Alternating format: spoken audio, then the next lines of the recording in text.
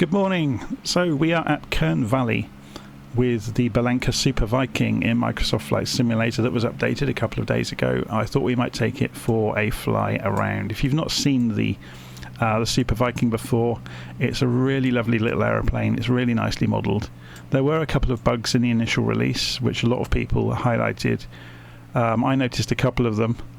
And apparently everything has now been fixed, so it should become a really, really lovely aeroplane to fly in the simulator. So let's just go and have a look at the map so I can show you where we are. Kern Valley is on the west coast of the US. It's in the Sequoia National Forest. Apparently it's quite a famous little airport that's famous for the wind, apparently, in the real world. So let's just check the wind and what's going on today. There's a couple of knots. There's almost no wind at all. So let's go and jump in the airplane and work our way around it, get it up and running. So we'll just pop the yoke off while we are configuring the airplane. So mixture to rich. Master power switch on. We want to move the fuel to both. And then put the beacon lights on before starting the engine. If we scoot to one side, the cowl flaps down here, we can fully open the cowl flaps. So if we look outside, that's all nicely animated. You can see they're now open there. And we'll put the nav lights on as well and crack the throttle open a little bit and then turn the engine over.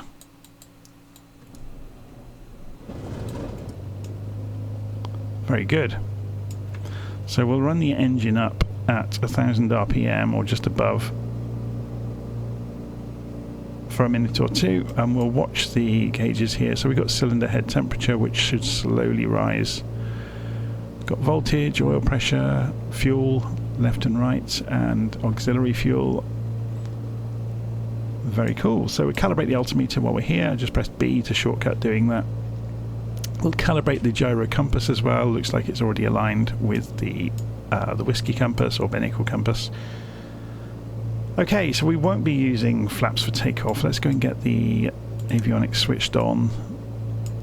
Sit still while it acquires satellites, although I don't think that's really simulated in the simulator, but years ago, so certainly in the era of the GNS systems when they were around, you had to sit still for satellites to capture on a GPS. If you started moving around, it would cause trouble.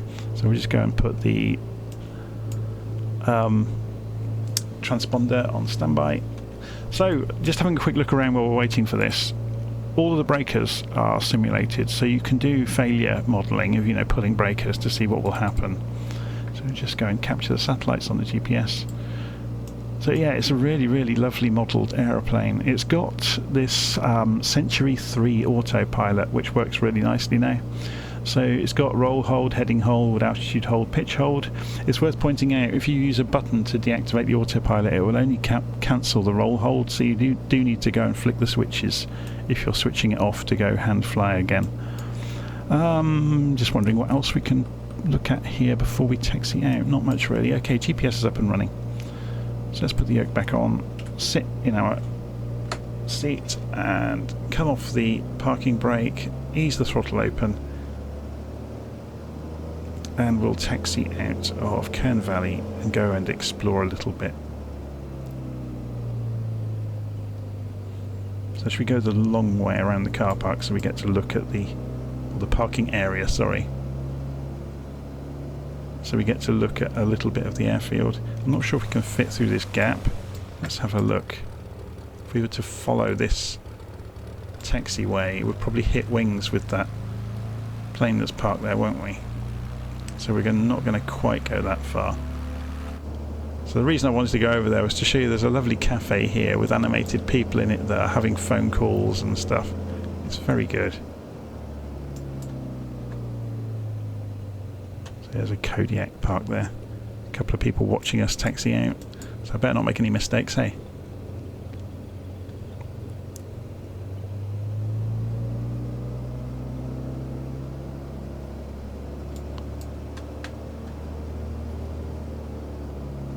So I wonder what's in the hangar over there today. Should we have a quick look?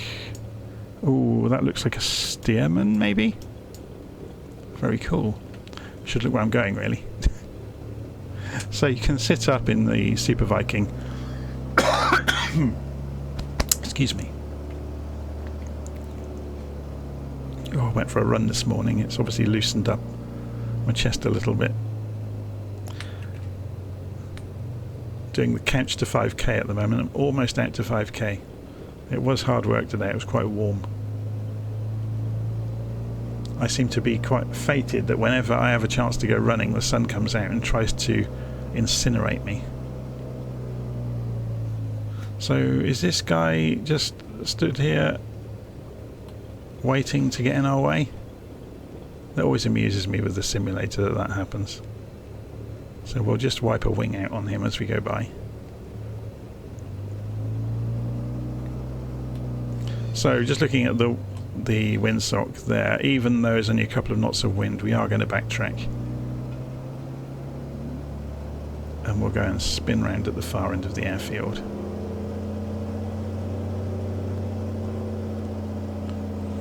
So let's just keep an eye on the dials. I always find it fascinating to watch the engine performance of these little aeroplanes. I guess it's part of it is I've flown the Douglas DC-6 a fair amount in the simulator, which teaches you the hard way to keep an eye on the engines, because it has engines that fail in lots of interesting ways. You kind of have to babysit the engines in the DC-6, and once you've got used to that, it makes you absolutely aware of what's going on with the engines all the time. Okay, so just spinning round onto the runway to line up. Put the parking brake on for a moment, and we're going to go and turn on the strobe lights and the landing lights. Just double checking. We opened the cowl flaps. We've calibrated the altimeter. We've calibrated made the gyro compass agree with the whiskey compass, so we should be good to go, really. We're not going to need flaps for takeoff. We've got a nice long runway here. Propeller pitch is on maximum. So press F to center the view up.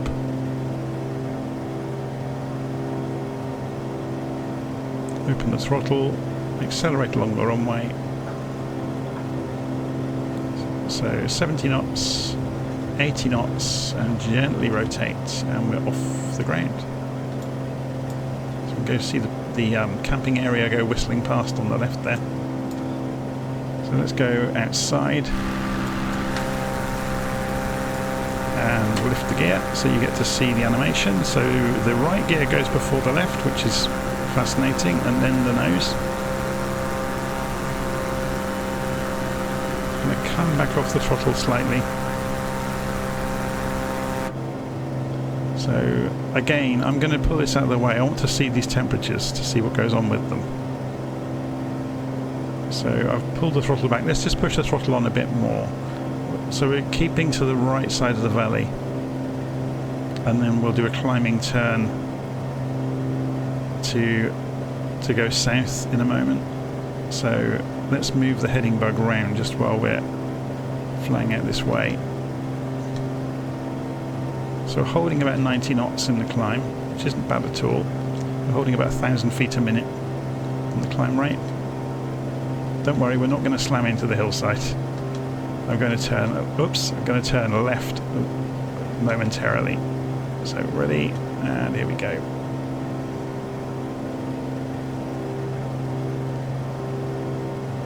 So obviously we get a loss of lift as we bank the aircraft. So it's interesting though, look, as soon as the nose dipped, we actually picked up some airspeed quite quickly there. So the cylinder head temperature is getting quite high. So I'm going to pull open the propeller pitch, close those cowl flaps, or pull back the propeller pitch, I should say.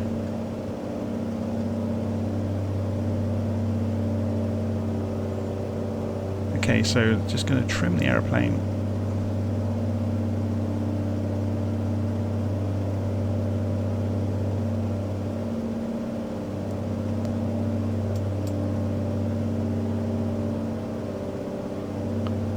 that cylinder head temperature is getting higher and higher. Let's just reopen those cowl flaps.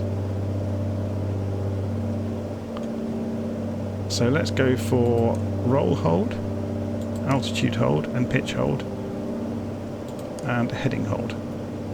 So sit down in the cockpit. So let's see what this is going to do. It takes a while to react, look. So it's pulling us back towards it. Will it climb back up to the point at which we were when we enabled it? No, it just looks like it's fishtailing a little bit to get back towards 0. So my main concern here is that cylinder head temperature climbing and climbing, but it does seem to be under control at least now. So if we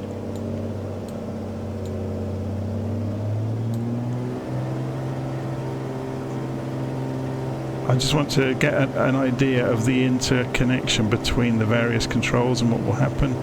So propeller pitch doesn't seem to have a huge impact on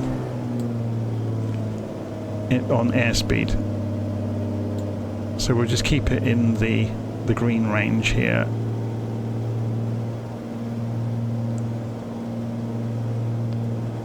So in terms of manifold pressure, yeah, we're good on manifold pressure. We're good on RPM, which is obviously a function of the propeller pitch. And the speed is slowly increasing, so the vertical speed is now under control. So it's interesting that it takes a little while for it to get on top of things. So let's go for, we're on pitch mode, so we should be able to control that.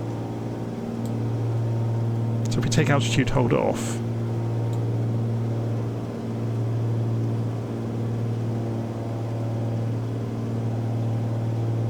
it's obviously going far too steeply. So let's turn pitch hold off. Let's get this under control. So that was my bad there. I did things in the wrong order.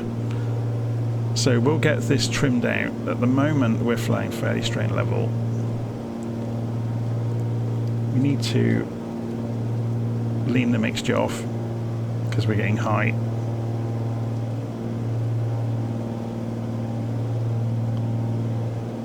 So we're in, so we go pitch hold, so it's going to try and hold the pitch we're at, and then we'll go and climb gently.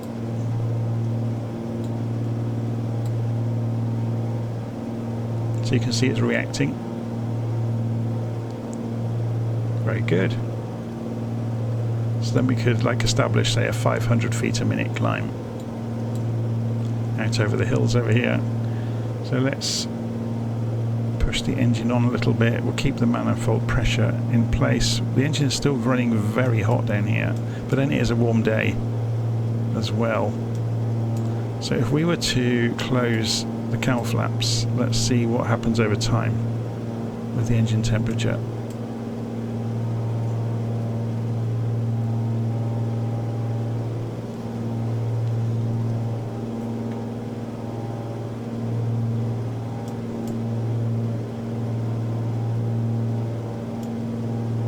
Yeah, it looks to be okay actually. It's not moving too quickly.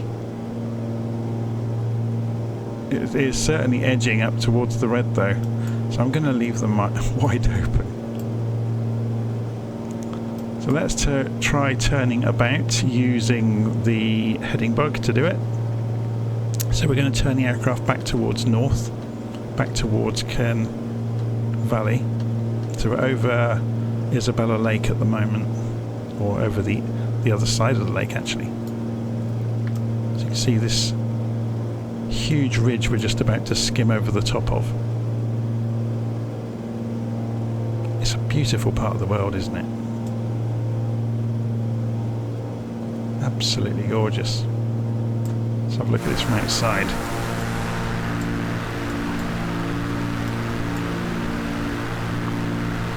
What a great morning to go for a fly.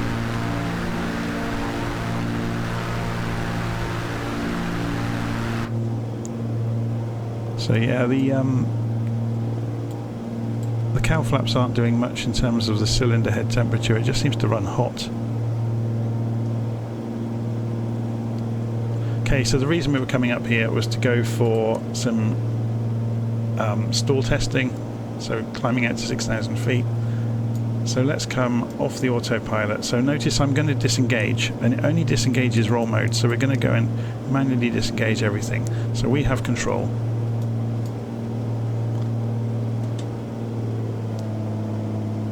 So pull the throttle back, pull it up into a climb. So 5 degrees nose up. Watch the airspeed fall off. So this is under power at the moment. Pulling more and more back stick to maintain attitude, and it drops the left wing. So we react immediately. So it's kind of incipient spin there. We didn't lose too much altitude, which was good. Right, so we let it spin this time. So we'll keep back stick. Now we know the left wing's going to go. And the right wing's gone this time. So I'm holding on elevator. And it came out of it. It didn't spin. That was just elevator. We put no rudder in to force it to get into trouble. Let's try it again then. So back to idle, holding in back stick, and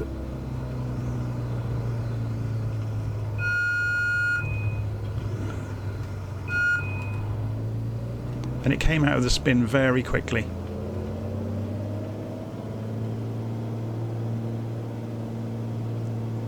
So as soon as we went for opposite rudder, it immediately came out of the spin. So it will spin, but it's completely controllable. I think that's the takeaway. So let's go back towards Kern Valley. So you can see the airfield's just over here through the hills.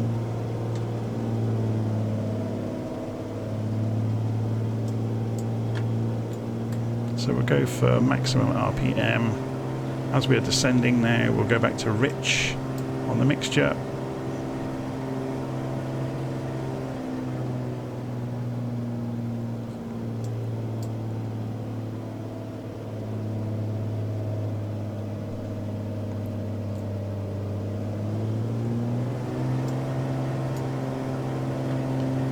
It's a lovely little aeroplane. It's a brilliant place in the world to fly around as well.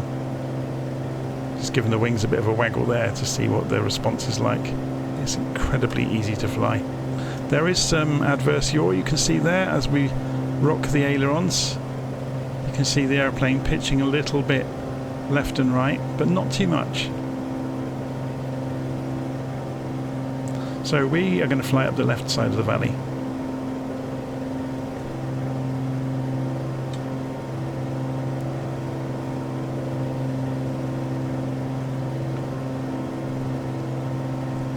Trimming the aeroplane out, keeping the airspeed under control.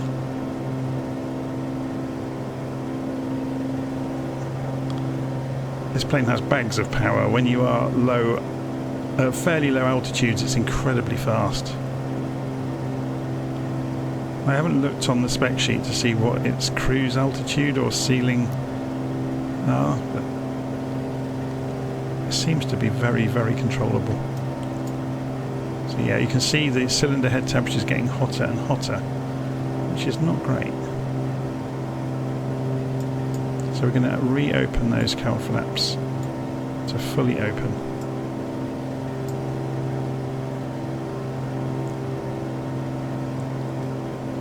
So it'll be interesting. I probably need to go and look in the pilot operating handbook to see how you keep the cylinder head temperature under control, because it seems to be heading towards the red area throughout the flight without much we can do about it. So we're just going to come over the top of this escarpment, I guess you'd call it, and then turn right into the valley.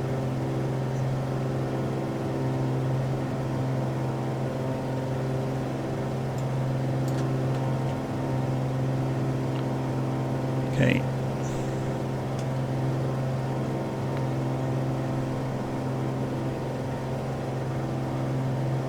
So gear down.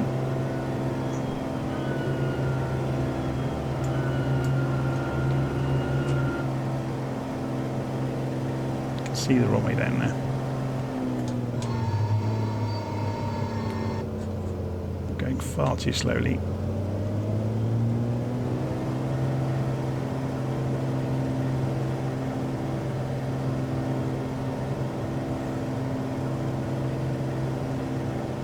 It's funny, you hear stories from real pilots about you don't really know an aeroplane until you have learnt to fly it low and slow, and you know how it behaves in that regime.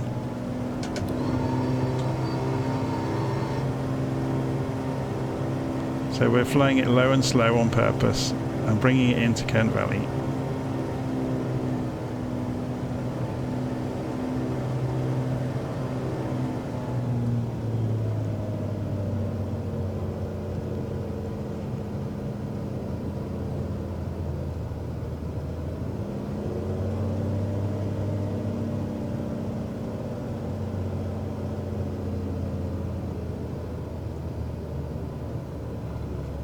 We're down.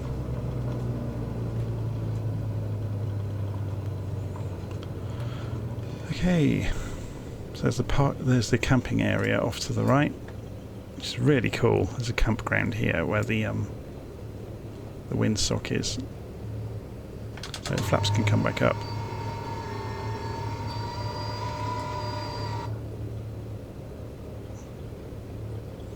And we'll taxi back in. Oh well, look, our nemesis is still on the taxiway.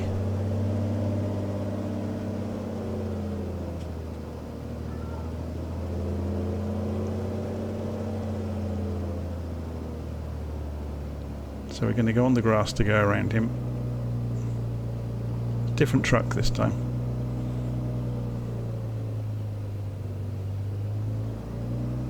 So slightly uphill here at Kern Valley to get back to the parking area.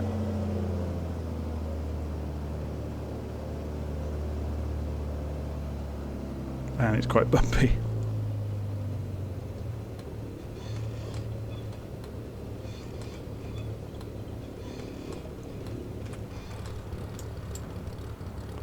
Oh, but we can go and park over near the coffee stand this time. So let's go in between these two Booker Youngmans, aren't they?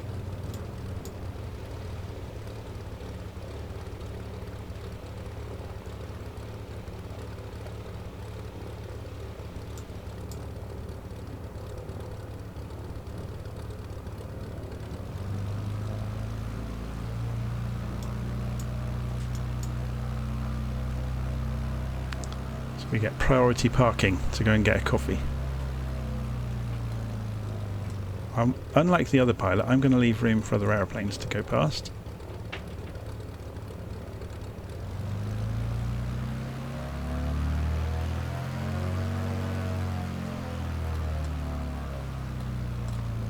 There we go, perfect. So, parking brake on. We pull the mixture back, which will obviously kill the engine, so we'll see the animation there of the engine catching, and then we can turn off all the lights, turn the magnetos off, turn the avionics off, turn the master switch off, turn the fuel off, and then we can go and open the door, hopefully, and go and grab ourselves a coffee. Should we wander over there just for a bit of fun? So I think the easiest way to do that would be the drone camera. So I'm just going to grab the drone camera and go and see everybody sat in the cafe. There's the guy, he's still on a phone call. Must be quite an important call to be that long. So there you go. This was the Bellanca Super Viking in Microsoft Flight Simulator. We were at Kern Valley, and what a lovely little aeroplane it's turned into. I was a bit worried there about the cylinder head temperatures, so I need to have a read up on that about how you manage it. But other than that, what a great little aeroplane to fly around now. Okay, I'm going to leave it there. Hopefully you enjoyed that, and I'll see you again soon.